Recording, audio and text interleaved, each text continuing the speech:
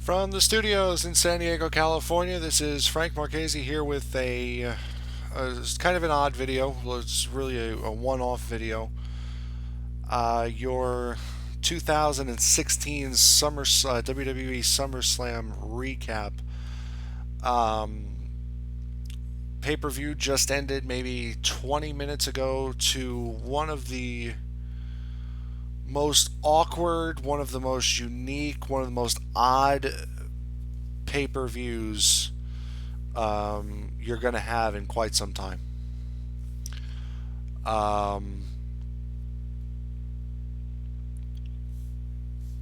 when you look at this pay-per-view, for those of you who don't watch wrestling, or for those of you who don't pay attention to wrestling, there are four major pay-per-views that the WWE puts on every single year, and these are the four longest running pay-per-views: the Royal Rumble, WrestleMania, obviously, Survivor Series, which will be in around October, November, and SummerSlam. This was the 29th anniversary of SummerSlam this year. So this is one of those big four pay-per-views. This is one of those big card, big match atmosphere pay-per-views that you expect big things out of. And with the way the night started off, it definitely felt as though it was going to be that. It felt as though it was a big match environment. It felt as though it was going to be a big night of fantastic wrestling. And what you got was an entertaining match to start the night off. A wonderful, probably what will probably be the best women's match of the year between Charlotte and Sasha Banks. You get kind of a throwaway Intercontinental Championship match. You get the match of the year thus far. If you thought Sami Zayn versus Kevin Owens at Battleground last month or 2 months ago was a match of the year, you have to watch the match between AJ Styles and John Cena. It is going to take a monumental effort to top what that match brought last tonight. You had a throwaway tag team championship match, which we'll get into. The kind of somewhat entertaining world championship match. The six woman tag match was horrendous. The Universal Championship, honestly, the worst part about that match was the belt that they were fighting for, because good lord, I mean, the loser of that match really won, because they don't have to drag that belt through JFK to get to the next show. Then you had the United States Championship match, which was tossed for some reason. I mean, this is your co-main event. This is your second to last match, and you throw it away, which of course we'll get into. And then you had Brock Lesnar versus Randy Orton, which ended now, which I guess we'll start with Lesnar and Orton. There are matches that you watch that when you are sitting there watching them, you get this really uncomfortable feeling where you just feel a lot of things are wrong, where you just feel as though a lot of things are going wrong, and it shouldn't be happening this way. This is the feeling. The last time I got that feeling was DX versus Legacy at Hell in a Cell. I forget what the pay-per-view was exactly, but is anyway. DX making their entrance. The Cell's already down. Then Cody Rhodes and Ted DiBiase come up from behind them. They trap Shawn Michaels in the Cell. They knock Triple H out on the stage, and then from there on, it's just 20 minutes of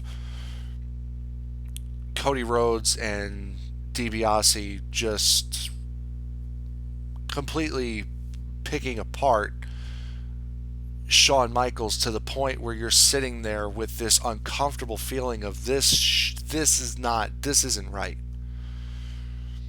You get that feeling in your stomach, you get that feeling in your chest of something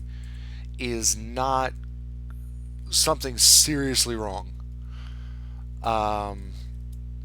And that is what you got with the end of this match.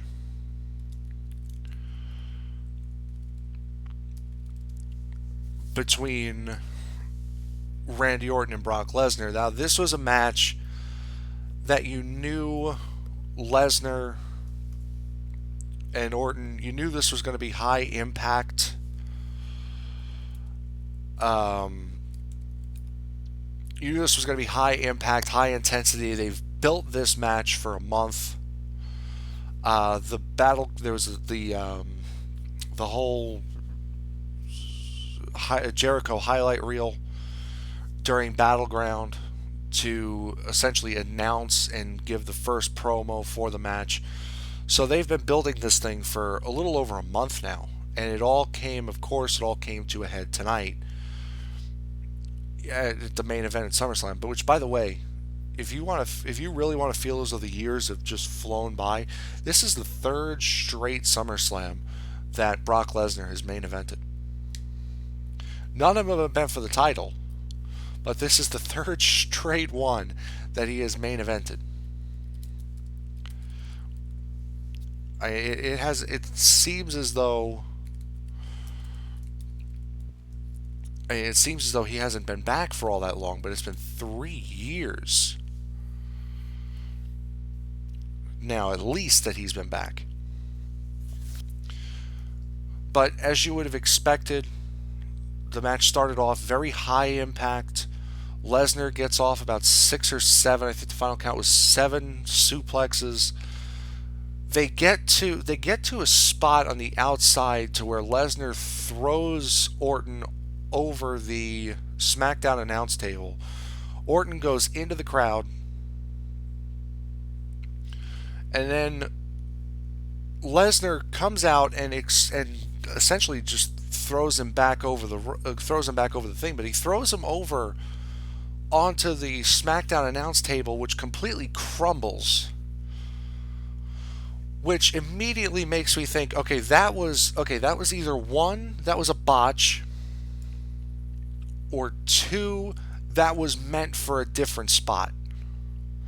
Because with the way he got thrown into that table, he did not get thrown into that table with so much force that it would collapse the way it did.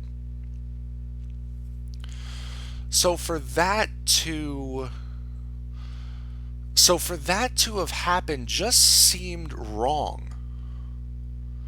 It seemed really wrong. It honestly seemed as though they botched it. It was either a botch or it was meant for another spot that didn't come. Then they move over to the Raw announce table that Lesnar looks as though he's going to give Orton a powerbomb through. That doesn't go off. Orton hits an RKO on that table. He gets back into the ring. And then it takes Lesnar a second before he gets back in the ring. But when he does, this is when that uncomfortable feeling begins. Because he gets Orton, gives Orton an F5. And then he goes over to the far corner of the ring. Now, if you're watching it on TV, Paul Heyman is on the far side of the ring. Lesnar goes over after giving the F5. After giving the F5, he goes for the pin. He gets a 2 count on the pin. And then he gets up and goes to the near right ring post. Comes out of the near right ring post, takes his gloves off because while he's doing the wrestling bit, he wears his UFC gloves. Takes them off and then mounts Randy Orton. The punches looked as though they were soft, but when he gets him over on his side, he starts landing forearms and starts landing elbows where you can immediately tell those are real. He is really connecting with these elbows. He is really landing these elbows. And not just the fact that he's really landing them, he is landing them hard. The referee finally gets Lesnar off of Orton, where at that time you can see Orton has a little spot of blood on his forehead. But it's not until Orton lays on his back that the severity of the situation and the real feeling of being uncomfortable kicks in. Because then blood starts to pour out of Randy Orton's head. And I'm not talking about drip, drip, drip. I'm talking about somebody left a faucet on, pouring out of his head. Now, for those of you who haven't watched wrestling in a while or don't know about wrestling and say, well, it's blood, what's the problem with that? Since WWE moved to the PG era, 4 or 5 years ago, blood is no longer allowed. You are no longer allowed to bleed or blade while you're in the ring. And typically, if a wrestler were to blade, there is a crease in the middle of your forehead that typically will not leave a scar if you blade properly.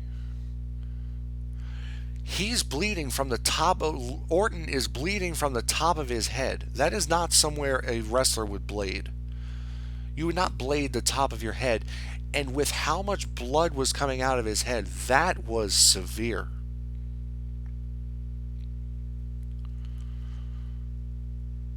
The medic comes into the ring and for some reason does not immediately call the match off.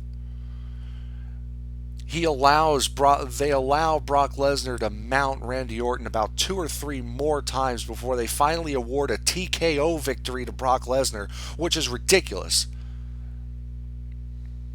That match should have, if it was not ruled a disqualification, it should have been ruled a no contest. Not a TKO win for Lesnar. I'm sorry, you are not allowed to take the point of your elbow and actually hit somebody over the top of the head with it. I understand, oh, well, they do it all the time. It's a glancing blow. It's soft. No, these were not soft. These cut Orton's head open and cut him deep. Those were real shots. Those were very real shots.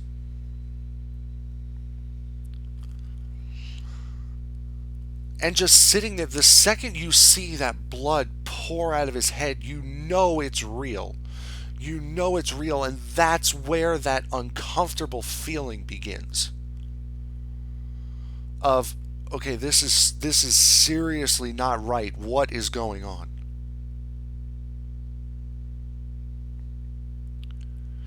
And then it ends with Shane McMahon coming out to check on his SmackDown superstar. Lesnar gives Shane the F5, and then it cuts to that stupid show that Mick Foley is in now. It's essentially Hogan Knows Best, just with Mick Foley. I don't remember exactly the name that they gave the show. Which I was only able to watch all of 5 seconds of it because it's the middle of summer and Foley's singing Christmas carols in the car looking like a fool. So I shut it off right there. But that was probably the most uncomfortable ending I have seen to a match in a very, very long time, because you know that was not scripted. Taking off the gloves and mounting them with the fit, that was probably scripted. But as far as the forearms and the elbows to the top of the head go, that could not have been scripted. Could not have been. Then you get to the match before that, the United States Championship match between Roman Reigns and Rusev. This built maybe 3 weeks ago during the whole Rusev Lana marriage on Raw thing that Roman Reigns broke up, and then it turns into the whole Rusev's defending his wife's honor, which defending a woman's honor in the WWE. That's funny, but Rusev goes and attacks Roman Reigns before he gets into the ring. The match never starts. Rusev lays it on Roman Reigns for maybe 2 minutes or so, and then Roman Reigns, after a Superman punch, gets the upper hand and ends up hurting Rusev to the point where he cannot compete. They have really the entire refereeing staff to pull these two apart. Reigns goes into the back. They're tending to Rusev to the point where they announce that he's physically unable to compete. And then Reigns comes back out and delivers a spear that makes up for the whole thing getting called off. Reigns flew a good 6 or 7 feet before he actually made contact with Rusev. That was a vicious spear. I cannot remember the last time I saw a spear that vicious. And it would all be somewhat okay. It's the beginning of a rivalry, so you understand that's okay. It's the beginning of a rivalry. It's late in the pay-per-view, which dragged on forever. Because after the Finn Balor Seth Rollins match, I was done. I was ready to stop watching. I was ready to click off, go to something else. But then I'm texting with Krusha, and he says, "Well, there's 2 matches left." I'm like, "Are you kidding me? I'm already done with this. I'm already bored. And I got to sit through 2 more matches, which really was only half a match." But forget about the whole first match of a series, beginning of the rivalry. This was the second to last match on a stacked card for the United States Championship, and you throw the match away to a no contest? If you're going to do that, you move that to the beginning of the card. If you're going to do something like that, you move Charlotte and Sasha Banks back to the back of the card, or Styles and Cena to the back of the card. You move that up. If you are going to turn the United States Championship into a no contest storyline building match, or storyline building thing, you move that to the front of the card. You do not waste back end of the card time on that match.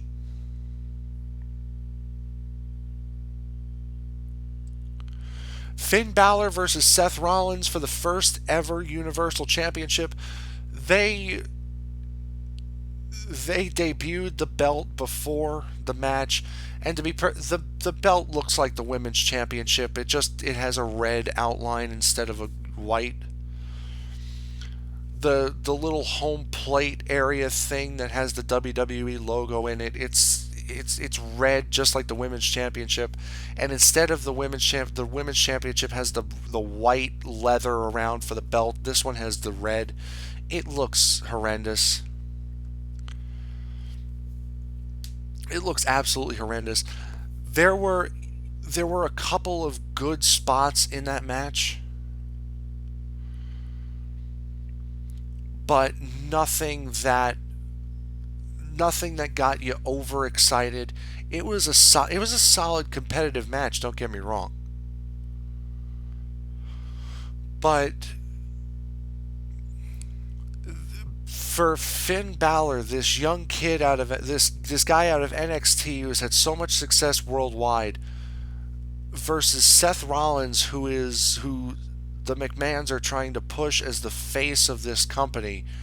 That match should have been so much more than it was, and part of that had to do with the Brooklyn crowd, which, I'm sorry, was one of the worst crowds at a major event this year.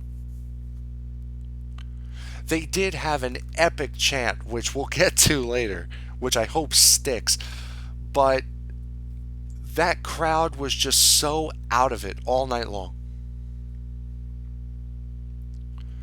And it made this Finn Balor Seth Rollins match look worse than it was, even though the match could have been a lot better.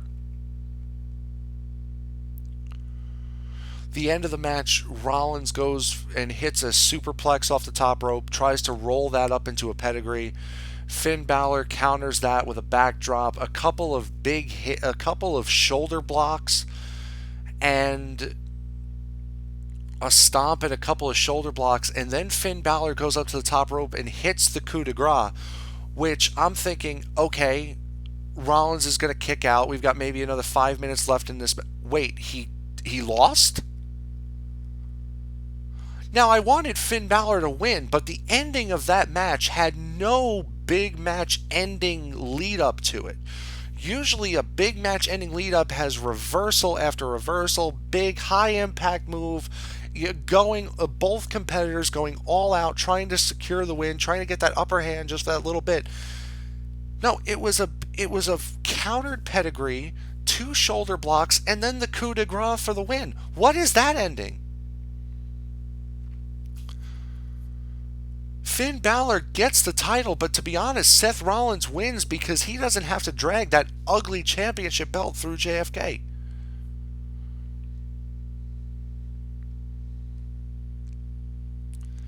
That match could have been so much more than it was. That six-woman diva match was slot. That didn't need to be in there.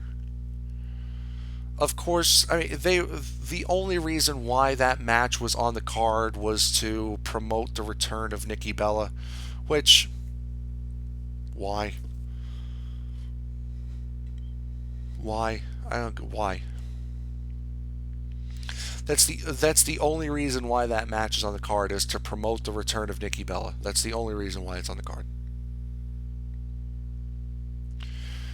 Then you get the WWE World Champ. Well, before that, you got the WWE World Championship match between Dean Ambrose and Dolph Ziggler. You knew how that match was ending.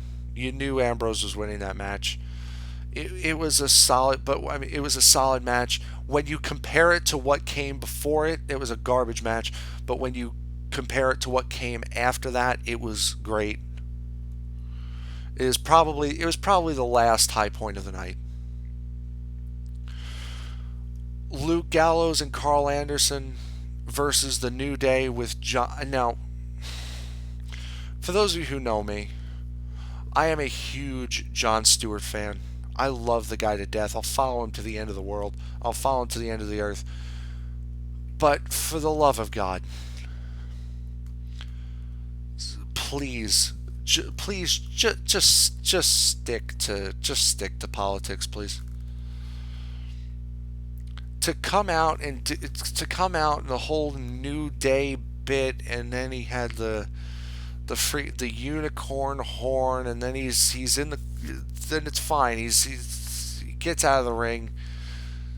He's cheering on Kofi Kingston and Xavier Woods, which I think Kingston was a lot better as a singles competitor.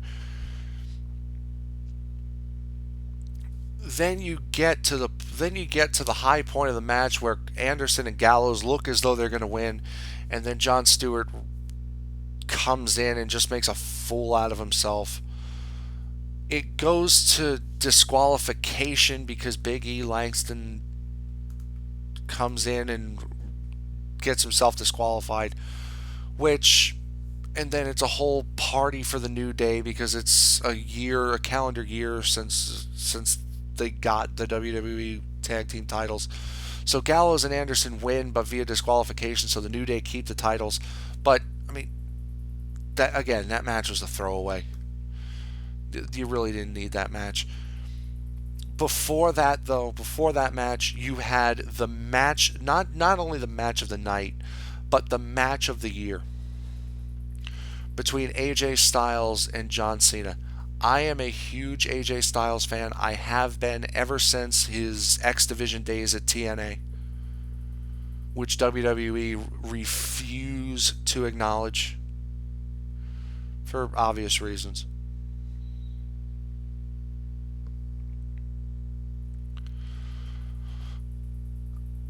Followed AJ Styles throughout his entire career at TNA. Huge fan of his. I have been so annoyed with the way WWE has used AJ Styles as far as him not getting any big wins. He's faced a couple of big opponents. He faced Roman Reigns for the title twice and lost both of those. He needed help from Gallows and Anderson to beat John Cena in the first match. Lost clean to Cena in the second match, which I thought was ridiculous, but then makes you realize it sets up for this match. And this match, good Lord, this match on its own could have saved the night. If it was at the end of the card, it would have saved the night. Instead, because that match was at the beginning of the card, which I was very surprised about, because that match was at the beginning of the card, it set a tone for the night that could not be met again. If they had swapped the U.S. Championship match and AJ Styles and John Cena, that match would have saved the night.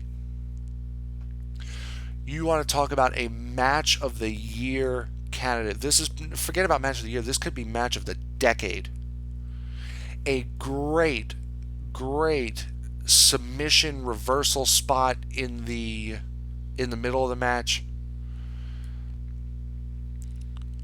where Cena's got his submission, Styles rolls out of it into his, Cena rolls out of it into his submission again, Styles then rolls out of it into a calf crusher, Cena then rolls out of it into something else. It was beautiful technical wrestling. And for people that say that John Cena cannot wrestle, tonight proved that he definitely still can. He had a couple of moves where I'm sitting there going, whoa, John Cena can do that? That match was a technical marvel. And then you get the big finish where Cena hits a super AA off the top rope. And I'm thinking, okay, this is great. Now WWE is going to book it again to where Cena wins and then Styles kicked out. I'm like, okay, Styles has won. Styles has won this match. I'm going to be happy tonight. And then as Styles is getting up, you see Cena sit in the corner